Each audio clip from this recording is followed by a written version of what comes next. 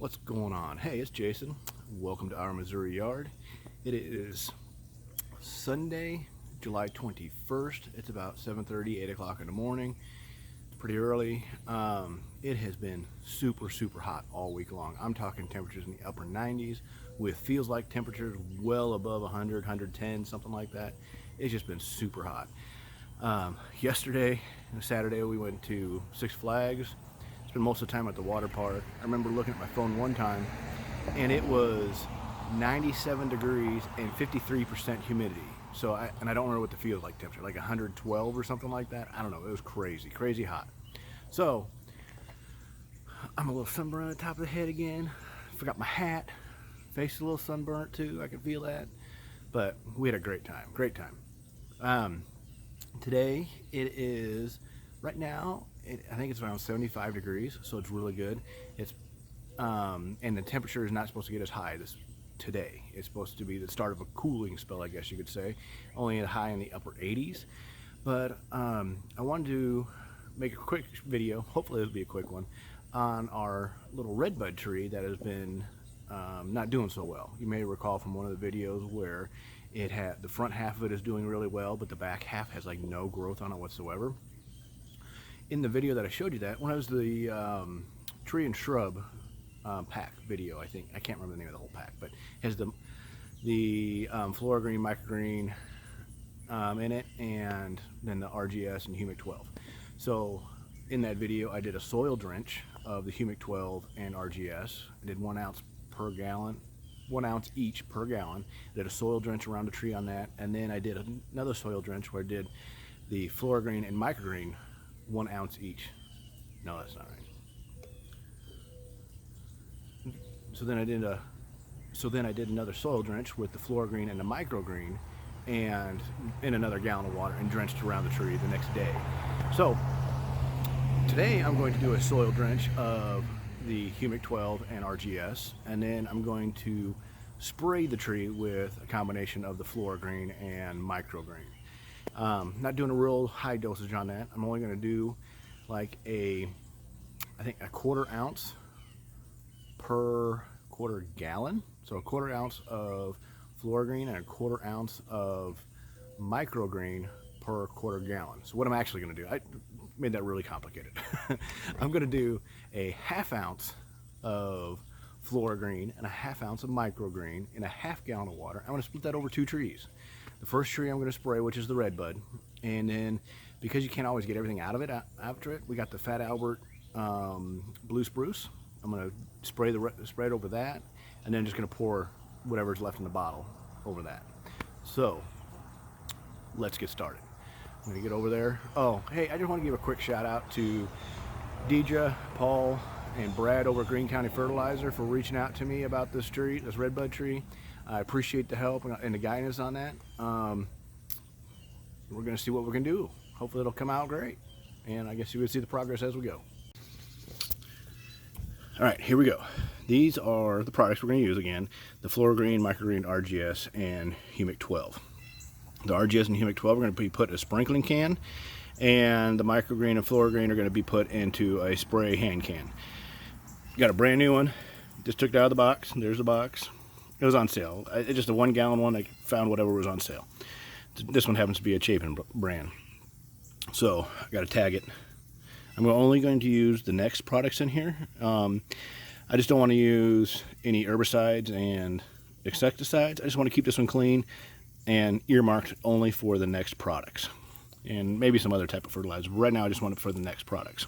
So again, I'm going to have to tag it before I get going too far. So I'm going to put a 1/2 ounce of flora green and a 1/2 ounce of microgreen in the hand can. I have, you can see here is the 1/2 gallon mark, so I already got quite a bit of water in there. I'm going to put those in there and then fill it up the rest of the way, gently fill it up. Then I'm just going to go spray the tree. Let's get that mixed up.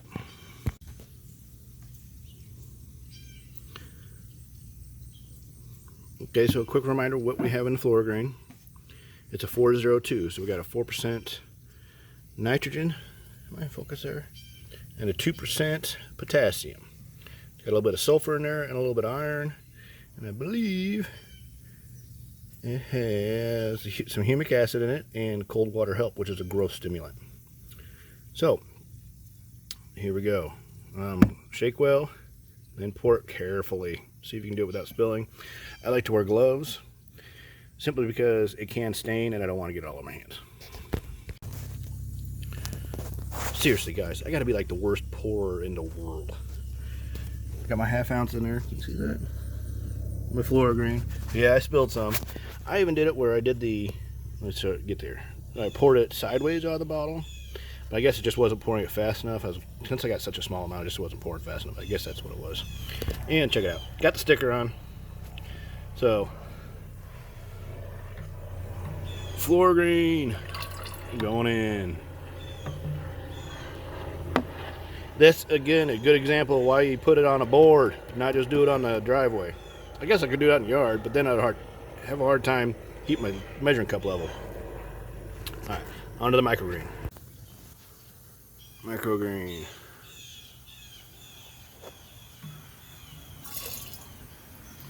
Okay. Now I have adjustments on here. I like to put this one on soaker. Oh, gotta get this turned around so I can see my line. Okay, I'm looking for that line right there.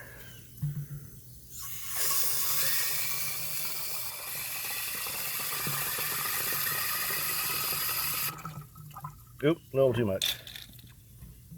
But I'm on a hill. See, look at that. Perfect. Alright, let me get this pumped up and then we'll go over to the tree. Alright, got the obligatory tour of the flower bed. This is the one on the side of the barn.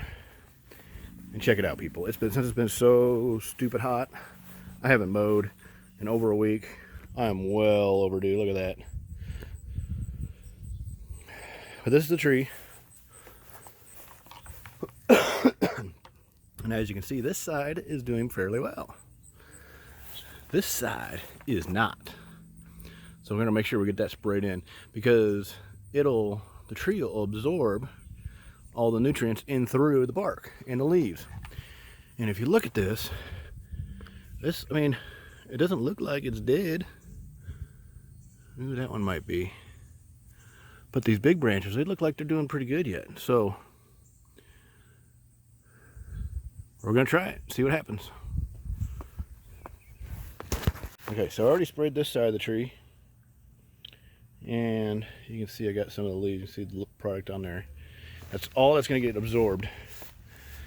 So what I'm going to do is I'm going to spray these leaves here. Make sure I get the trunk here.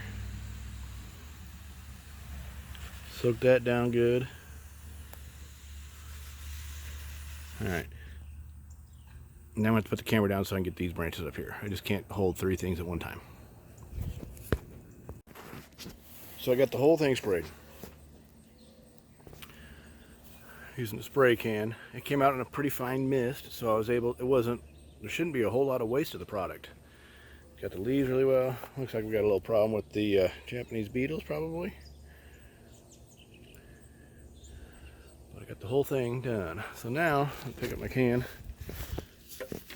And we're gonna head over to that blue spruce. The Fat Albert.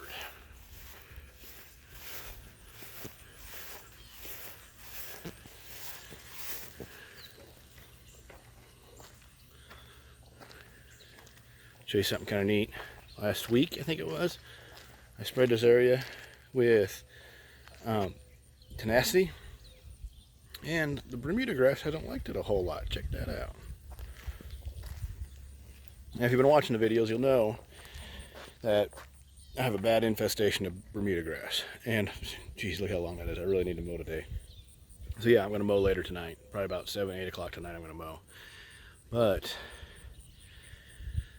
I don't know if you can kind of see the line where it goes. You can kind of almost see where it is.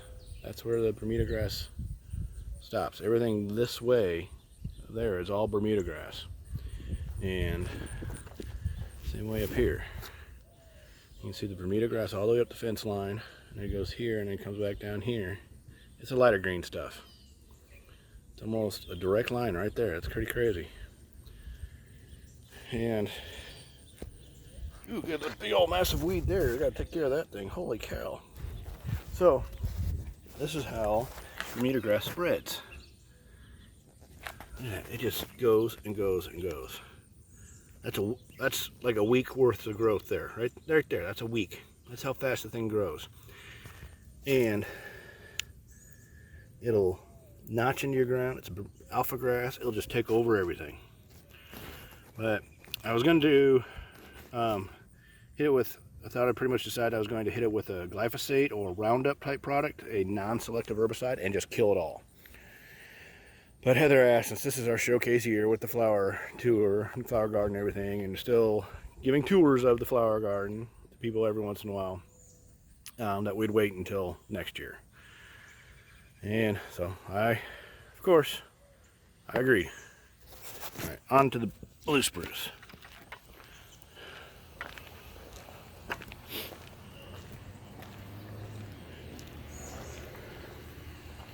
Let's see, go through here.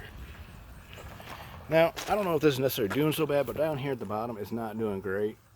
We got lots of new growth on it, so I think it's doing pretty good. But the main reason I'm doing it is because in these hand cans, it'd be hard to do just a quarter gallon to still get everything out onto that tree. So my thought is just use it up on this one, and then whatever's left in the can that I can't get out of the spray, I'll just pour on the tree.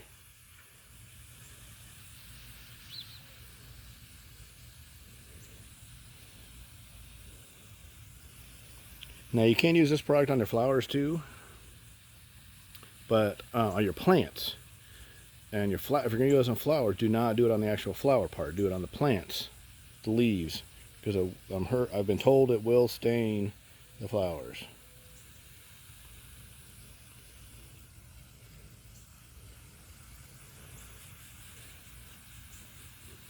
Alright, this is probably pretty boring. I'm going to stop. Hey guys, I just realized I told you wrong. On the RGS and Humic 12, it was 1 ounce of RGS and 1 ounce of Humic 12 in 2 gallons of water. So I'm only going to do a half ounce of RGS and a half ounce of Humic 12 in this 1 gallon sprinkling can. Is it really sprinkling? Because it's got a pouring on it. I don't know what you call this then.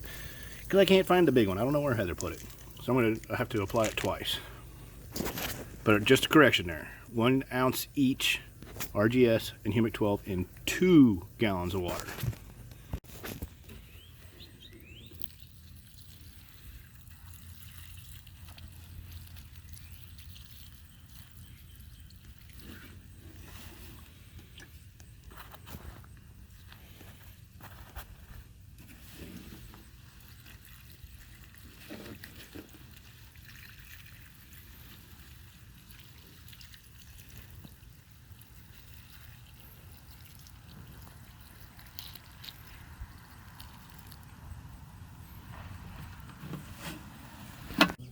Alright guys, that's it. That's the end of the video. All we did was did the fertilization on the tree. And so I'm going to keep doing that, try to do it once a month, see how it goes. And hopefully by this fall, or actually probably in the spring, we'll see some new growth on those new areas. So on behalf of Heather, who takes care of the flowers, and me who take care of the lawn, thanks again for visiting our Missouri yard.